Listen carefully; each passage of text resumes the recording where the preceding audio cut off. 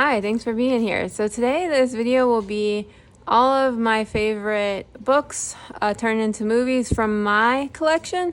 So these aren't of all time because I don't own that many DVDs. As much as I love reading, I really love watching movies.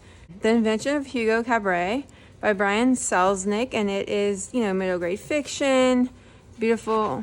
I still have a little magnet thing in it. Okay. Beautiful illustrations. He does like really heavy illustrated middle grade novels, mostly, I believe. But this is one of my favorite middle grade books of all time, about an orphan named Hugo. And then the movie, Hugo, directed by Martin Scorsese, is just wonderful. It really brings the book to life. And it's one of the best movies I've ever seen just in general, and that's why I picked it as my number one pick. And it's just visually stimulating. I think the cast is wonderful. It's just really well acted. Just the art direction is phenomenal. Literally my favorite book of all time. My number one, Jane Eyre by Charlotte Bronte. I bought this version for my daughter actually, I think last year. It has the pink edges, and it has some extra stuff in the front, some maps, and it tells you some things about Charlotte Bronte. Has characters and stuff like that. So it's more aimed towards young readers. But I have 3 or 4 different Jane Eyre copies, but this is one of them. And of course, again, it's a book about an orphan and just her life. And I'm not going to go too big into the books in this video because mainly doing about the movies, yes, because I'll be here for an hour and a half. I think they have different series and different movies, but I really like this version. This is a kid's version of Shakespeare, a stage full of Shakespeare stories. These are retold 12 tales from retold for children. And then this is, of course, the William Shakespeare's Romeo and Juliet. And so they have a Romeo and Juliet in here. And this was something my daughter and I read together, I think last year. And it has Romeo and Juliet. It has different stories on page 15. And I I love how it has the cast of characters. And then from Shakespeare's play. And then it has the shorter, of course, retold version. This, again, stands alone. You don't have to even be, I think, a fan of Shakespeare to watch it. It's so visually stimulating.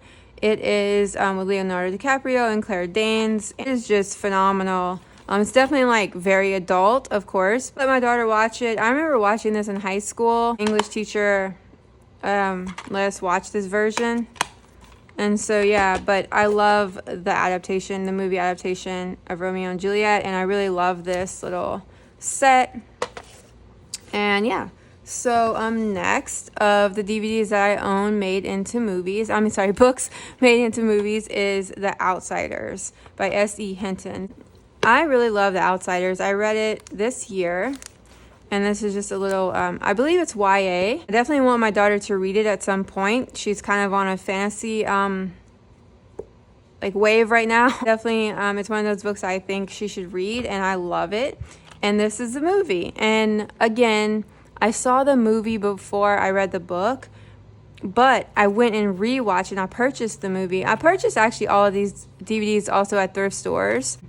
I rewatched the movie after I read the book, and boy, it was awesome watching the movie right after I read the book. I love the movie.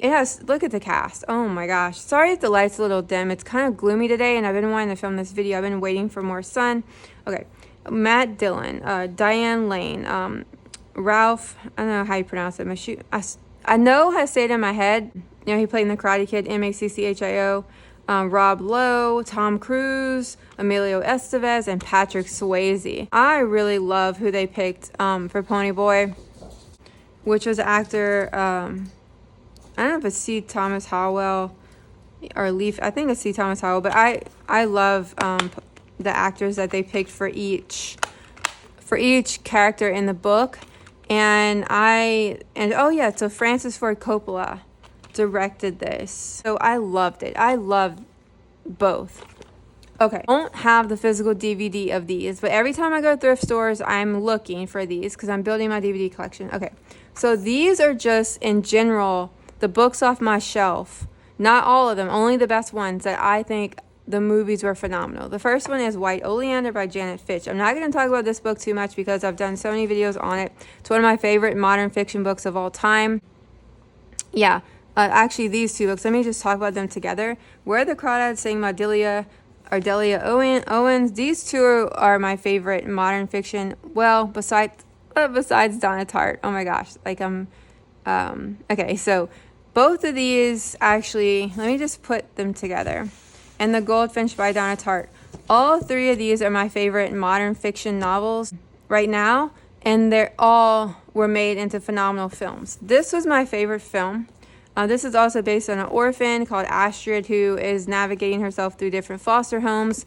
And the movie, so read the book if you haven't, or if you have read the book, go watch the movie. It's phenomenal. It's Michelle Pfeiffer, and I'm sorry, I don't remember the actress who played Astrid, the protagonist, but her name. But Michelle Pfeiffer's the mother, and it's like about a mother-daughter relationship. Mainly, Michelle Pfeiffer is phenomenal. The protagonist is phenomenal. All the other actresses are phenomenal that play her other foster mothers. The art direction's great. It's beautifully shot. I think in California where it's based, and it's just beautiful. Phenomenal film. I love it. It's one of my favorite. It's like I really love it. Like it stands alone. Also, you could watch either or, and not have to watch. Like read. It's just beautiful. Okay. Where the Crawdads Sing, a recent favorite, of course, because it's like pretty new. And this is also, now, I wasn't, like the movie Where the Crawdads Sing, I wasn't like obsessed with as much as I was like White Oleander or Romeo and Juliet, but it's very good. It's just like, so this is also about kind of loneliness and a protagonist named Kaya who is living kind of alone in the marsh of North Carolina. And so the movie really, the movie's really good. I wanted to include in this video because I really loved watching the movie, but the soundtrack was also really good. And it wasn't like a movie that I want to watch over and over and over, where I would say like White Oleander, oh my gosh, like I love it as a movie, and Hugo, Romeo and Juliet, but like it's still really great. It's still really great. Okay. And then of course we have The Goldfinch, The Goldfinch, again, if you guys probably noticed the theme, a lot of my favorite literary fiction books have orphans. And I mean, those stories are just, very universal, right? A lot of coming of age stories are like about orphans, and I love that. And so The Goldfinch is just, again, about Theo, who is orphaned, and about his coming of age story. One of my favorite books of all time. And the movie's great. The movie, the timing and the pacing of some of the parts in the movie, I wasn't like thrilled with. So I don't think the movie is something I'd recommend to someone like Hugo or like Romeo and Juliet, where I feel like you could just watch the movie and be like, I always recommend people read books, of course, because I love books, but like I don't really feel like I would be drawn to want to watch the Goldfinch movie by itself. But I think if you read the book and then watch the film, it makes this like rich connection. I do like the casting of the movie for the most part. I do think there's some things that they changed in it about like some of the characters that I wasn't like a fan of. I have to get too in depth about it, but like I still loved it. I didn't I wasn't like adored with it or obsessed with it like I was like with some of the first ones I talked about, but like I still really, really enjoyed it. Yeah. Okay. So I would say the last set I have are children's classics. My favorite children's classics that were made either into films or television shows. And so the first one is Matilda by Roald Dahl. So I actually haven't read Matilda, but my daughter picked this for this video because I asked her input and what she thought. It's actually on my TBR. It's actually on my book cart to read. I know a lot about it. It's kind of like one of those universal stories where, it's about a little girl and her parents are really nasty. So the movie, I actually saw the movie first. My daughter saw both and she loved both. I love the actress. She was in like a lot of like 90s movies. The actress they played, the little girl from Matilda, I really like.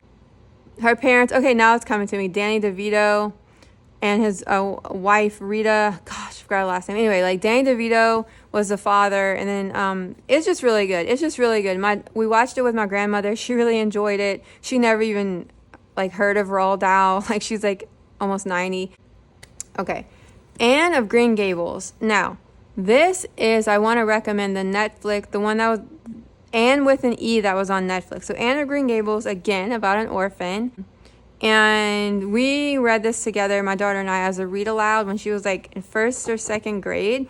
I actually have it on my list to reread alone because I've literally, like, it's been years, you know, since we read it, and I don't even remember. So I want to reread it on my own. But Anne with an E is a television series. Now, I think it's only on Netflix, which I wish it was, like, I don't know, maybe they produced it, but it's really, really good. I really love the beautiful interior design, which is very simplistic and functional, and how things were in that time period for some people, like, you know, Marilla, who is Anne's mother, adopted mother or whatever. I really love Marilla and Matthew's home.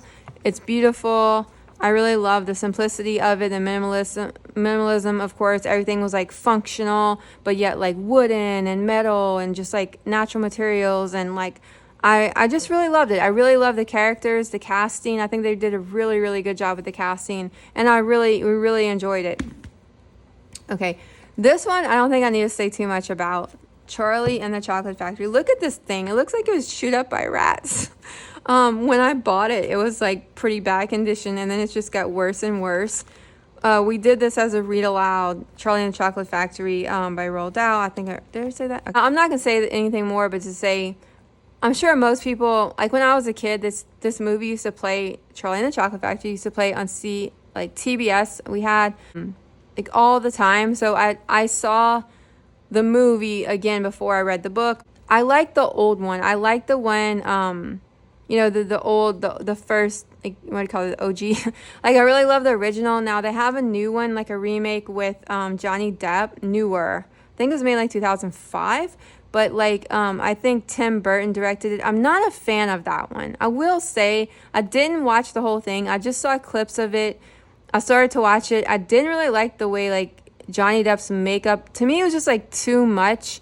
I really did think that the kids, like the casting for the kids, looked really good. Maybe I'll sit down and watch it one day. I don't have it on any of my streaming devices or anything right now, but I really love the original. I think it stands well, even though like it's really old. Like, I still think it stands up, you know, like it's really good, really original to the book. Okay, so this is another one I probably don't need to say much about, but Charlotte's Web by E.B. White. This is one of my daughter and I's favorite read-alouds of all time. We did this as a read-aloud together in, like, again, I think like first or second grade. We did this as a read-aloud together in like first or second grade. The animated one I have not seen in so long. Like, so I know there's an animated version, and then there's like the version, like the, you know, like with the real actors, and then like Julia Roberts is Charlotte the spider. And I really love that one. I think it's really good. I think it's a really good film. I think you could watch it without even reading the book, vice versa. Read the book and then watch it, and it enriches it. That's what I like about, I like treat myself after I read a book, and I'm like, oh, there's a movie. I'm sure most people do that, but like I really get excited. You know, sometimes it turns out not how you want it to, because it's like, ugh, I don't like the way they did this or did that, but these are all, I think, very good. This is The Secret Garden by Frances Hodgson Burnett. Another children's classic that I need not say much about. Again, it's about an orphan. There's a theme, again, of course. And this one, I really love the 1993 version. We tried some of the other ones that our library, I think, had one of the newer ones. I just wasn't into it. I didn't really like the way the garden was and like how complicated. I really like the 1993 version. I don't remember any of the name of the actors and actresses. I think it was like a lot of like kind of unknown to me people in it from the library. And I loved it, the 1993 version. I had to include The Wizard of Oz. This is an interactive version. Oh, wow. I still have these little things. These little book magnets. Okay. So, this is like the interactive version. I've shown this before in like other videos and stuff like that. But yeah, so I really, really love the movie. This is one of those rare exceptions. I'm just going to be honest here. I like the movie more than the book. I hate to say that because there would not be the movie without the book. But I read the book. I wasn't like blown away. I don't know what it is. I think maybe it could have been edited a little bit, even though it still wasn't that long. I really just, the movie, of course, had to cut things out because of time, and they always do that with movies, of course. But the movie is just a masterpiece in movies, right? Like, so I do own the movie, but I own it digitally, so I couldn't show it. It's one of my favorite movies of all time, and the book was great. Now, I will say, it was a very nice experience finally reading the book. This year, actually, I read it because I always wondered, what is it? And it wasn't a bad book. I just didn't like, you know what it was for me? Dorothy. Okay, this is my opinion. Dorothy in the book just wasn't like as warm as I thought she was going to be as a character. In the movie, Judy Garland really like takes this character. Of course, it's a movie, but I mean, sometimes it doesn't work that way, right? But I really found that Dorothy was just way more likable in the movie than to me in the book. She was just a little flat in the book. I don't know what it was. And then, of course, Toto, you have like the real dog. And it just, they changed some things in the movie a little bit. But it's like, I love both. But I mean, I really like the book. I love the movie. Okay, so the last one is a children's classic that is made into an animated film with Jeff Bridges. I love Jeff Bridges, and this is, of course, The Little Prince. I rewatched it like multiple times because the first time I watched it, I'll be honest, I didn't really connect with it, and I was like, I need to reread the book, and I reread the book this year, and then I watched the film again after I like freshly reread the book, and I really enjoyed it. I really did. The last part of this video, I'm like doing 2 parts, but I'm doing it in one video because yeah, I think it's still like, I don't do a lot of DVD videos. So my next part of this video is, I'm going to show you guys my entire DVD collection. I'm going to go through it very quickly because, of course, I won't have enough time to really go into detail. But this isn't all my favorite DVDs of all time. These are just the DVDs I've been lucky enough to find at thrift stores. So the first 2 are my only Blu-rays. This is a John Hughes. My husband bought me these as gifts. This is John Hughes' 5-movie collection.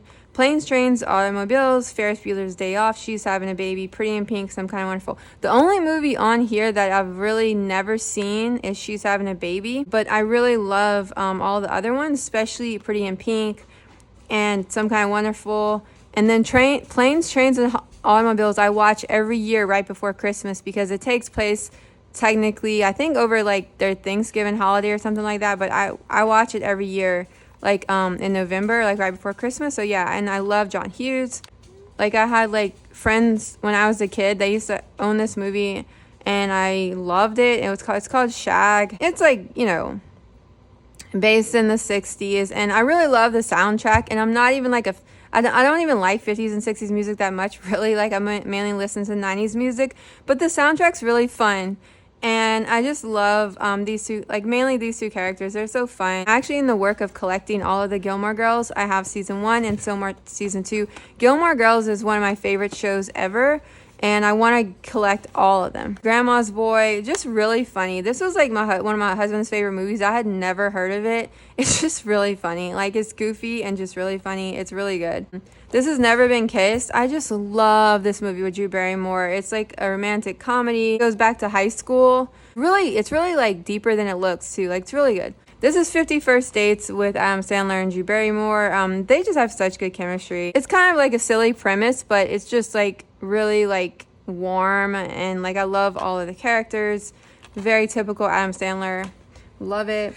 Here is Forgetting Sarah Marshall. It's just like, this one's like not like my favorite or whatever. Like I might want to watch it maybe once a year or something like that, but I really love Paul Rudd, and I really like Jason Segel. I believe he wrote it.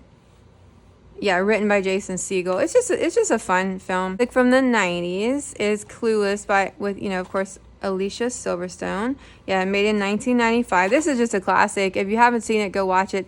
It's one of my daughter and I's favorite movies to watch together. There is another comedy, Bridesmaids. Oh my gosh, this movie's so funny. I could just watch this movie like, I don't know, I could watch this movie a lot. Like I've watched it so many times. It's just so funny.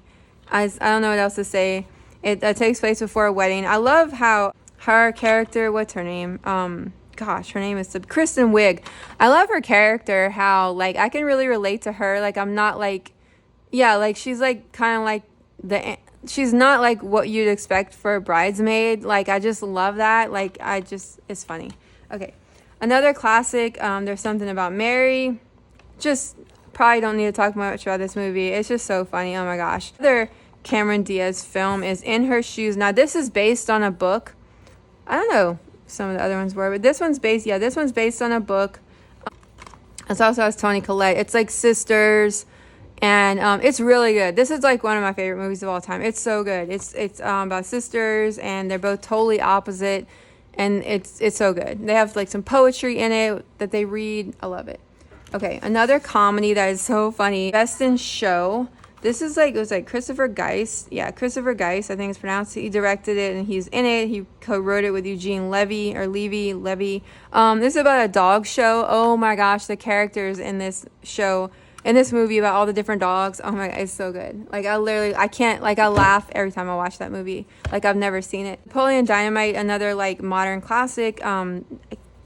I'm not even saying anything about this movie. Just go watch it if you have. If you have watched it, you know what I'm talking about. It's so freaking good. Oh my gosh. It's like 80s, 90s vibes, and oh, it's so good. Another one of my favorites. This is a little more serious film. It's not really a comedy. It's As Good as It Gets. Jack Nicholson, Helen Hunt, Greg Kinnear. Wonderful cast. And here's a little Brussels Griffon. Did I say Cuba Gooding Jr.?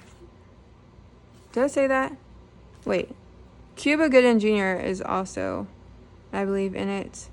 Anyway, yeah, it's like Jack Nicholson, he has OCD and he's like really not really a great person, and then he kind of like tries to be a better person, and like it's just like, oh gosh, like the acting is phenomenal. Oh my gosh, I found this one the other day. I was so happy. Garden State, I found it at a thrift store. Zach Braff, Natalie Portman. I love this film. This is like a coming of age type film, kind of, even though he's more like a young adult, but like it's just so good. It deals with like a lot of different serious issues. It's not really a comedy, but it kind of has some comedic parts in it. It's more like drama, but it's really good. Zach Braff wrote and directed it, and they have some parts in this film that just stick in your head and they never leave. It's one of my favorite films. Okay, another one with Paul Rudd and Jason Segel. It's I Love You, Man. This one's really good. I really love this film. My whole family loves this film. Like when we can't think of anything to watch, this is one of our picks. I Love You, Man. Okay. A classic, Grease. I love Grease. This is another one I used to watch when I was a kid, and it's very nostalgic for me. I love John Travolta in it. This is a kids movie. This is Despicable Me, but we all really love it. This is a more serious film. It's not really funny. There's some kind of like mildly funny parts in it, but it's getting kind of dim. It's Waitress with Kerry Russell. Yeah, it's like, I think this is also based on maybe it's based on a book?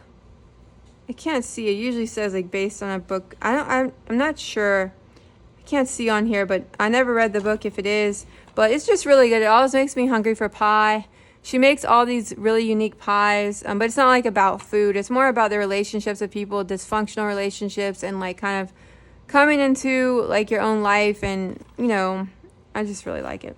Pure Country, George Strait, he sings in it and he acts in it, and I really like it. It's just like a kind of like romantic film. I really like 80s and 90s country. I also really like rap. I don't just like one genre, but I love George Strait. Okay, so this is Jerry Maguire. I just really like Cuba Gooding Jr. and Tom Cruise, and also Renee Zellweger's in this. If you haven't seen this film, just go watch it. I can't even talk about it. Like, it has so many good parts in it. It's just like so good. And this is like, I call like a modern classic. I have two by Wes Anderson, and I thought I might have more by him. But so this is one of my favorite movies of all time, The Royal Tenenbaums. I really love his older films. This is one of Wes Anderson's older films. It's just so great. It's about a dysfunctional family. Phenomenal. The acting, oh my gosh. Like, look at the cast. It's so good. Fantastic Mr. Fox, which of course is based on a book. And so it is really good, by Roald Dahl, of course, The Fantastic Mr. Fox. Forgot how they did this. It's not like, it was like, is it like stop animation or is it like claymation? I forgot. I haven't seen it in a while, but yeah, I like it. And my daughter really likes it. So here's a kind of more serious film, based on a book. I never read the book, but this is The Notebook. Ryan Gosling and Rachel McAdams. It's just like a really good like romantic type film. I really like it. Now this is one of my favorite films. The Coen brothers wrote and directed this. This is The Big Lebowski. I love Jeff Bridges. And of course, John Goodman is phenomenal. And so is Steve Buscemi, who is also in this. All of the actors and actresses are really good in this. This is A Squid and the Whale. This is a more serious one. Noah I think it's like Noah Baumovich. I believe he's like friends with Wes Anderson, and they've kind of worked on some projects together. Jeff Daniels, Laura Linney, Jesse Eisenberg, and Owen Klein. Really good cast. Yeah, so this one, like I said, it's a little more serious. It's kind of like one of those films I could watch like every few years or every like 5 years, because it kind of has like a depressing kind of like undertone to it, but I really love it. Okay, I forgot to include this one with my other Adam Sandler. This is Big Daddy. It's just like a funny, classic Adam Sandler. I think it's funny. Emily is one of my favorite films of all time. It's a French film. The art direction's phenomenal. She's an introvert and she like is looking for a connection. It's beautiful. If you haven't seen Emily, go watch it. You will not regret it. Like, I think everyone will like Emily. So the last ones are like the darker ones. These are the ones I do not watch. I have not watched these in over a decade. They're all very dark.